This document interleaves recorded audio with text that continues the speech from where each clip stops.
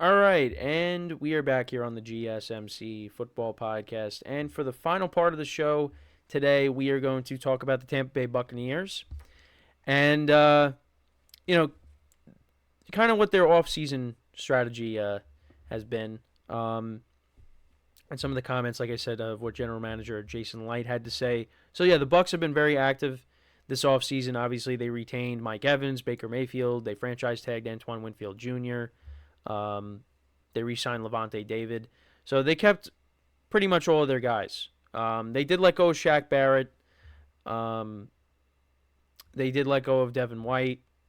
Two guys that were a part of that Super Bowl team. But Jason Licht did say, well, first of all, talking about Mike Evans, he did talk about, Mike Evans' selflessness, his leadership qualities, describing him as one of the most, humble superstars he's ever been around. But he also did hint at the fact that, this contract extension is not going to be the last one for Mike Evans. So his plan is to keep Mike Evans for the rest of his career in Tampa. But the other thing he did, the other thing that was addressed too, is he also wants to work on, of course, because they did franchise. Sorry, sneeze, had to hold it back. Like I said, happens at least once on every show. But he did say that, of course, they want to, sign Antoine Winfield Jr. to a long-term contract. They franchise tagged him. But also Tristan Wirfs as well, their left tackle. He's another candidate for a long-term extension. The Bucs are prioritizing trying to, keep their core guys, for the future. And, so far they've done a good job of that. And, again, hopefully, Baker Mayfield signed that contract. Hopefully this is where he is for the rest of his career.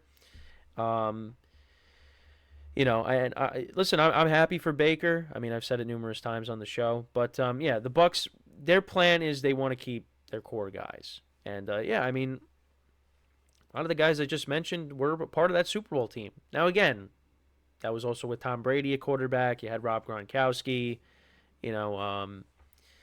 That was a different time. That was a very interesting time. It really was. And not even just from a football perspective, but just the world and what was going on at the time. But, you still got a decent amount of players from that team. Antoine Winfield Jr., Mike Evans. They brought back Jordan Whitehead now, who I think was with them too. Godwin, of course, is still there. Tristan Wirfs, who they drafted because, hey, you got Tom Brady. We got to draft him a left tackle now. So, and he's one of the best left tackles in the NFL. What the Bucs are doing is the right thing. And, obviously they got to add to this team, through the draft too. I think there's still things that need to be addressed there.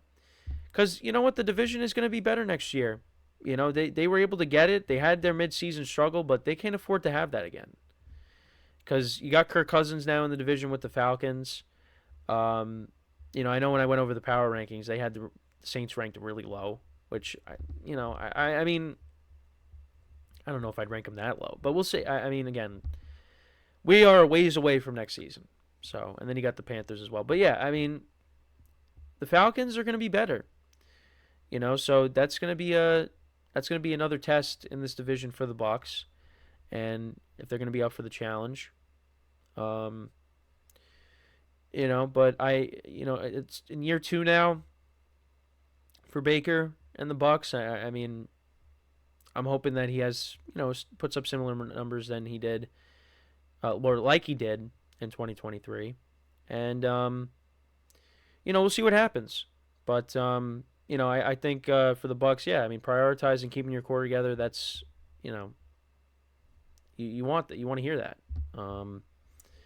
And curious to see what else, the Bucs can do. Again, the draft is going to be big for them. Actually, we'll take a look at, what else they've done in the offseason. I know the Giants signed one of their old offensive linemen. They really all they've done is retain their guys. Actually, wait, no, that's not what I wanted. I wanted the other one. Well, yeah, I mean, they did sign Jordan Whitehead, who played with the Jets, but he was with them prior to that. So yeah, I mean, they brought back Baker, Mike Evans. Oh yeah, Bryce Hall. They signed a corner to a 1 year deal because they also did trade Carlton Davis to the Lions. Yeah, so they signed Jordan Whitehead. Um, they brought in John Walford as their third quarterback. Ben Bredesen, offensive guard. Justin Skule, another tackle. I think that's how you pronounce it. Sua Opeta, another offensive guard. Re-signed Levante David. Re-signed Chase Edmonds. You re-signed Chase McLaughlin to a 3 year deal. So yeah, I mean they basically brought back most of their guys. They really didn't bring that many people outside of the organization. Brought in a couple of Jets, Whitehead and oh wait, did I say Bryce? Yeah, Bryce Hall. Yeah, because there's Bryce Hall and then there's Breece Hall. So yeah, Bryce Hall, the corner. So yeah, I mean now we'll see what they end up doing in the draft. I mean I think you'd like to see them add maybe another receiver, maybe another running back as well. I know that from what I've been hearing, the running back class isn't that jam packed. At least for this draft, but we'll see. You did lose some guys on defense, so I think they're gonna go and draft maybe they'll draft a linebacker, an edge rusher, maybe. Again, that's just my opinion. But we'll see. But again, like I said, the division is going to be more competitive next season. And if they're going to be up for are they going to be up for the challenge? Again, we'll have to wait and see. Because again, I mean, listen, Kirk Cousins is going to do well for the Falcons if he's healthy. But again, got to see if he's healthy. Coming off of that significant injury. Like I said, I think he will. But again, got to see it. So. But yeah, I mean, that's pretty much it for the show for today. I actually do want to mention, I did bring this up, I believe, yesterday, but I will be making an appearance on the Chip Shot Football Podcast later today. I believe the show is at 6:30 p.m. Eastern Time. So I'll be joining Manny, who does a great job. I'll be on for the first two segments of his show. So make sure to tune in for that. That'll be the first time that I actually appear on a different show. So that'll be interesting. So yeah, make sure to tune in for that. Also, again, make sure to tune in to the other shows as well. I mean, we're, pumping out content Monday through Friday. Keep yourself updated on the latest news, not just with football, but every other sport as well, pretty much. Yeah, just want to say that as well. Make sure to leave a comment, a like. Let me know what you guys think about the show and the stuff that we talked about. But yeah, I think that it's safe to say the craziness of the offseason has ended. And now it's just really we look towards the draft. That's really what it comes down to. So we'll keep an eye on that. Well, I mean, I'll keep an eye on it. Well, we'll talk about things leading into the draft in case any other stuff happens. Like, you saw the Vikings, they made that trade up. Maybe something else happens, and we'll speculate on who's going to take who. Yeah, but that'll be here before we know it. So, really looking forward to that. And then shortly after that, the schedule comes out.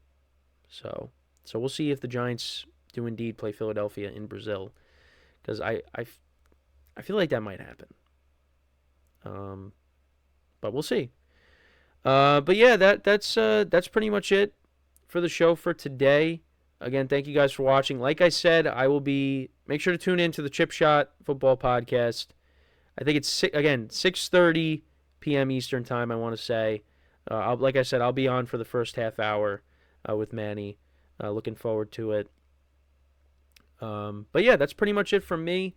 So with that is all the time that we have for today. Thank you guys for watching. We'll be back again tomorrow, 10:30 a.m. Eastern Time. And until then, I'm your host, Kenneth Gruenfelder, signing off from the GSMC Football Podcast, brought to you by the GSMC Sports Network.